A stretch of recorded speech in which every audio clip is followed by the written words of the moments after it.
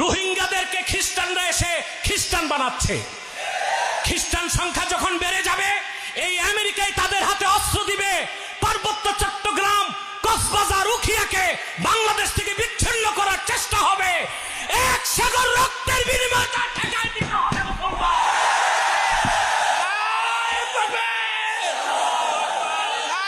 আসুন আমরা বাংলাদেশের রাজনৈতিক, অরাজনৈতিক, ইসলামপন্থী, ডানপন্থী সমস্ত শক্তি এক প্ল্যাটফর্মে এসে বলি, ইসলামের সুমহান স্বার্থ রক্ষায় আমরা এক হতে চাই। মুসলমানদের মৌলিক দাবি আদায়ে এক হতে চাই। বাংলাদেশের স্বাধীনতা রক্ষায় এক হতে চাই। ইসলামী রাষ্ট্র বানাতে এক হতে চাই। সারা বাংলাদেশ কোরআনের রাজ কায়েম হয়ে যাবে। কোন শক্তি তা বাধা দিতে পারবে না, পারবে না, পারবে না। সুদীর্ঘ 50 বছরে দেশ স্বাধীনের পর থেকে আজ পর্যন্ত যারাই ক্ষমতায় গিয়েছে, মুসলমানের রক্তে পা দিয়ে ক্ষমতায় গিয়েছে, ইসলামের স্বার্থ রক্ষা তারা করে নাই। জাতির সাথে ধোঁকাবাজি করতে 50 বছর।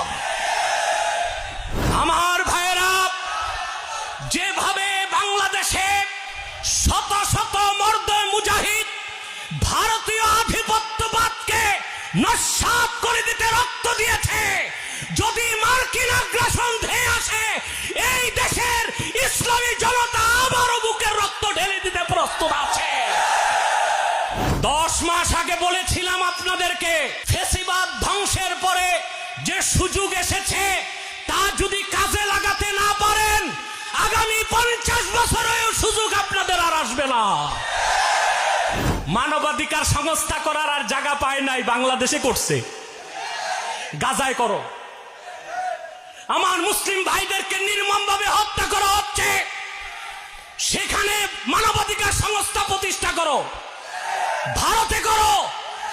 বাংলাদেশে মানবতা সমুন্নত আছে, এখানে মানবাধিকার সংস্থা কেন করছে? এটা হচ্ছে রুগী মরার আগে ডাক্তার আনা। 2500 বছরের সভ্যতার লালন ভূমি ইরাককে বোমাবর্ষণ করে তছনছ করে দিয়েছে। আফগানিস্তানে যারা 19 বছর যুদ্ধ করেছে, লিবিয়াকে যারা মাটির সাথে মিশিয়ে দিয়েছে সম্পদ চুরির জন্য, তাদেরই দৃষ্টি বাংলাদেশে এসেছে।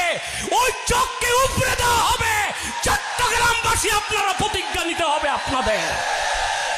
আমার দেশের স্বাধীনতায় যে কালো হাত বসাতে আসবে, সে হাতকে ভেঙে টুকরো টুকরো করে দেওয়া হবে। আমার সবুজ লাল পতাকার দিকে চোখ তুলবে, চোখ উপড়ে দেওয়া হবে। চিটাঙ্গের মানুষ মনে করেন আমরা শুটকি খাই, আমাদের আছে কি? আপনাদের পায়ের তলায় সব সম্পদ আর সম্পদ।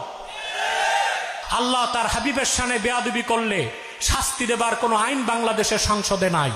এর চেয়ে দুর্ভাগা জাতি আর কি হতে পারে? বাঙালি কি হতে পারে? বাংলাদেশি আইন পাশ করতে হবে সংসদে।